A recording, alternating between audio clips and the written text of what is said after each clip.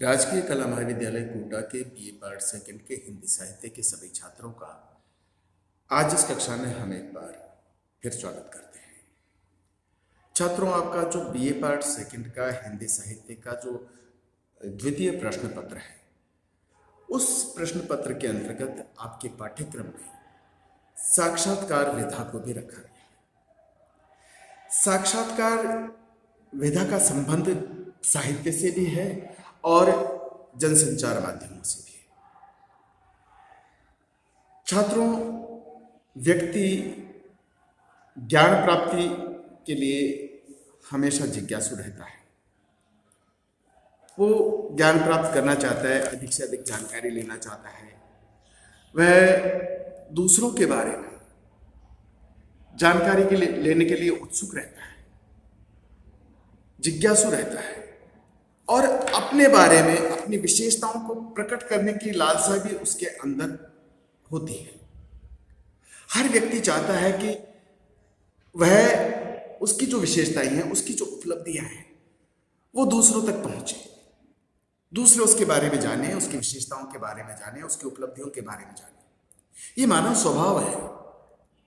इसी तरह से वो व्यक्ति का एक स्वभाव और होता है, वो जिज्ञासु होता है, दूसरों के बारे में जानना चाहता है, उसकी उपलब्धियों के बारे में जानना चाहता है, उसके व्यक्तित्व के बारे में जानना चाहता है। तो ये एक मानव स्वभाव है और ये सदा से ही ये जो मानव स्वभाव है, इसके अंतर्गत जो उसकी व्यक्ति की जो जिज्ञासाएं होती है, जो उसकी इच्छाएं होती हैं, उनकी अभिव्यक्ति के लिए एक विधा की आवश्यकता रही है।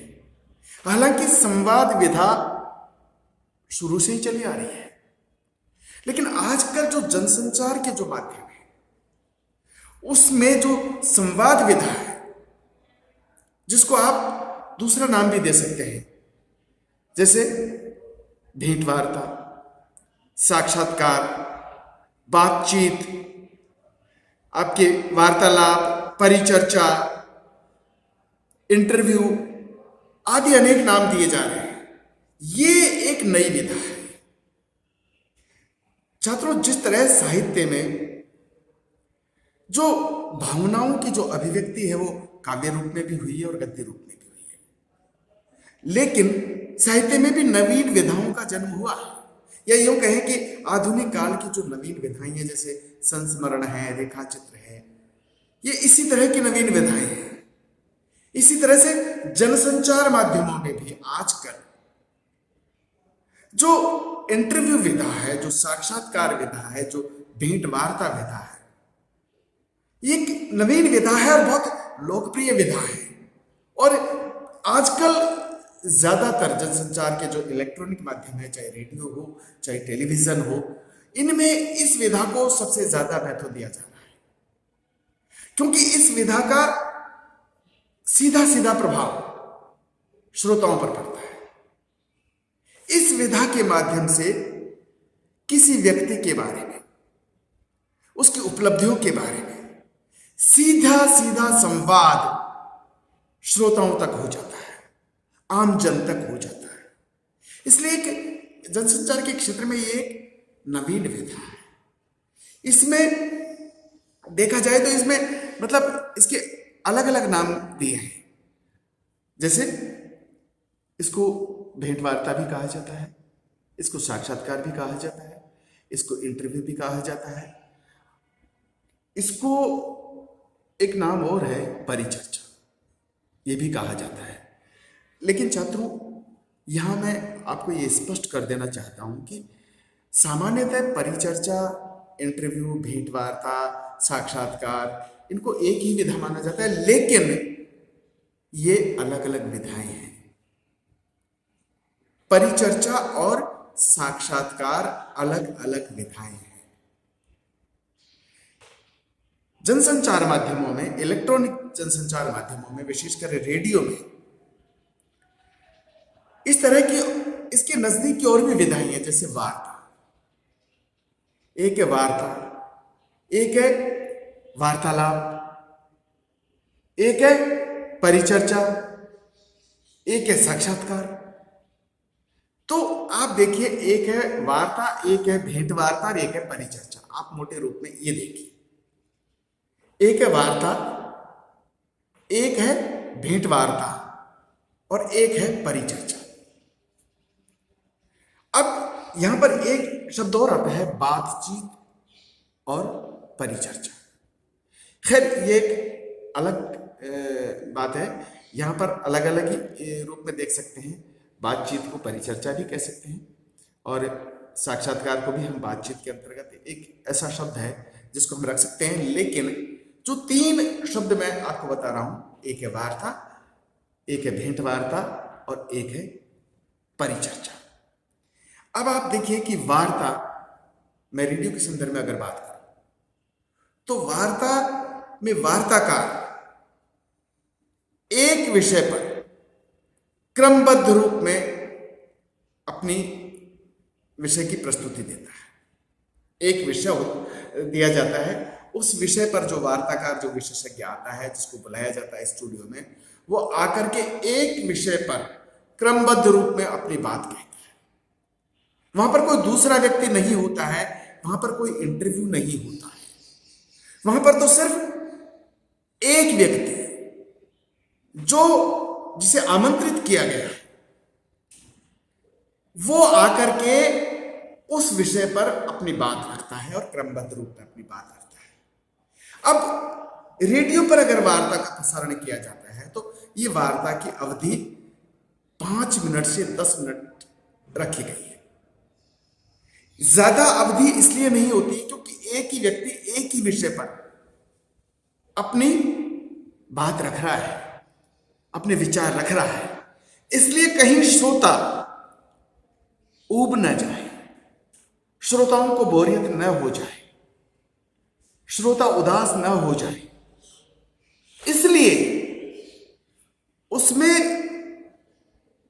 रोचकता बनाए रखने के लिए या उसको मतलब कम से कम समय में उस विषय की प्रस्तुति हो जानी चाहिए, इस बात का ध्यान रेडियो में रखा जाता है। उसकी अवधि 5 मिनट से 10 मिनट तक की रहती है, क्योंकि यहां पर एक ही व्यक्ति एक ही विषय पर क्रमबद्ध रूप में अपनी बात कहता है, अपनी प्रस्तुति देता है। यहां पर कोई इंटरव्यू लेने वाला नहीं होता है, कोई दूसरा बातचीत करने वाला नहीं होता है, सिर्फ एक व्यक्ति आता है, उसे आमंत्रित किया जाता है और उसे पहले से ही विषय दे दिया जाता है। वो उस विषय पर तैयारी करके आते हैं और अपनी प्रस्तुति 5 मिनट में या 10 मिनट में देने का प्रयास करते हैं, एक ही विषय पर। यहां पर कोई तर्क वितर्क कुछ नहीं होता है, एक ही विषय पर बातचीत होती है, एक ही विषय पर प्रस्तुति होती है। प्रस्तुत करने वाला भी एक, जो प्रस्तुत कर रहा है वो अपनी बात को क्रमबद्ध रूप में रख देता है। ये तो ही वार्ता। लेकिन भेंट वार्ता की बात करें, भेंट वार्ता अलग विधा है, वार्ता अलग विधा है, भेंट वार्ता अलग विधा है, परिचर्चा अलग विधा है। मोटे रूप में देखें तो ये जो परिचर्चा और जो भेंट वार्ता है, ये अलग अलग विधाएं इस रूप में है कि भेंट वार्ता 2 व्यक्तियों के मध्य होती है, एक भेंट करता और एक जिससे भेंट की जा रही है। दोनों के बीच बातचीत होती है, संवाद होता है, साक्षात्कार होता है। जो स्टूडियो में जो एंकर होता है, जो सूत्रधार होता है, वो जो विशेषज्ञ जिसको बुलाया गया है या जिसके बारे में जानकारी श्रोताओं तक पहुंचानी है, उससे बातचीत करता है, तो वो तो कहलाती है भेंट वार्ता या साक्षात्कार। वो तो कहलाती है भेंट वार्ता या संवाद या साक्षात्कार या इंटरव्यू। लेकिन इससे मिलती जुलती ही एक और विधा है जनसंचार माध्यमों में, या यूं कहें कि इलेक्ट्रॉनिक माध्यमों में। आजकल इस विधा का प्रचलन सबसे ज्यादा आपको देखने को मिलता है, और वो है परिचर्चा। इसे राउंड टेबल प्रोग्राम भी कहा जाता है। इसे राउंड टेबल प्रोग्राम भी कहा जाता है। वो इसलिए कहा जाता है कि एक टेबल होती है, उसके चारों तरफ जो विशेषज्ञ हैं उन्हें बैठाया जाता है और एक सूत्रधार होता है। और वो जो सूत्रधार है, आप देखते हैं रोजाना टेलीविजन पे बहस होती है, परिचर्चा होती है, एक विषय को लेकर के परिचर्चा होती है और उस पे अलग अलग लोगों की अलग अलग राय होती है, सब अपना अपना पक्ष रखते हैं। और जो सूत्रधार होता है वो उनको बांधे रखने का कार्य करता है। ये कठिन कार्य इसलिए है कि सूत्रधार को सबसे पहले तो जिस विषय पे बातचीत हो रही है उस विषय की जानकारी होना बहुत आवश्यक है। यहां पर सूत्रधार को बहुत कठिनाइयों से गुजरना पड़ता है। एक तो सबसे पहले तो उसके लिए क्या आवश्यक है कि उसको विषय की जानकारी होना आवश्यक है। दूसरी बात, जो सूत्रधार है उसका दायित्व है कि वो ये ध्यान रखता है कि जो 3-4 लोगों के बीच में जो बातचीत हो रही है सब अपना अपना पक्ष रख रहे हैं। कहीं ऐसा तो नहीं कि कोई एक व्यक्ति ज्यादा हावी होने की कोशिश कर रहा है या वो अपने उसका पक्ष ज्यादा प्रबल दिखाई दे रहा है। तो सूत्रधार क्या करता है, धीरे से बात ही बात में, यही उसकी कला है, उस बातचीत को दूसरी तरफ ले जाता है, उस पक्ष की तरफ ले जाता है, उस विशेषज्ञ की तरफ ले जाता है जो कमजोर पड़ता हुआ नजर आता है। और वो धीरे धीरे वो ये चाहता है कि ये जो बातचीत है ये एक तरफा न हो जाए।